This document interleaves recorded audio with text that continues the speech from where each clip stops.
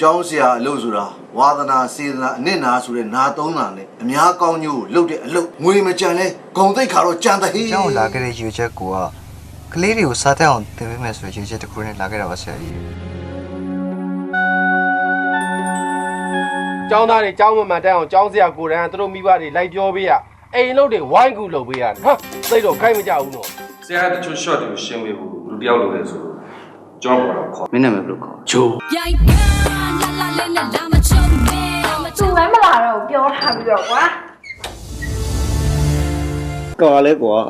ကိုထင်ပါလေ ကိုရကွာခင်အလိုလိုက်မယ်ဆို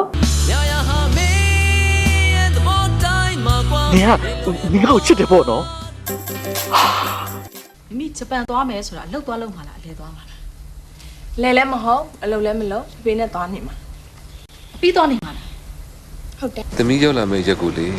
ဖေဖေမှမျှော်လင့်လိုက်ရတာကြားလား ကလာပါယောခမကြီးဘာတာပါရဲယောခမကြီး よくまじは結構相手の親です。 ။နေရာမောင်ချစ်တာချစ်နေရတာ။ဘာမှလည်းရေရမသိရအောင် မိတံမွေးနေလက်စားယူပါမြေရဲ့ ။မိပါကမောင်ပြုတ်သွားခဲ့တာ။ကြာခဲ့ပါပြီမောင် မောင်လို့ခေါ်လိုက်တာလား ။မိကိုအယူလောက်ခဲ့တာလား။အယူလောက်နေရလားဟင်။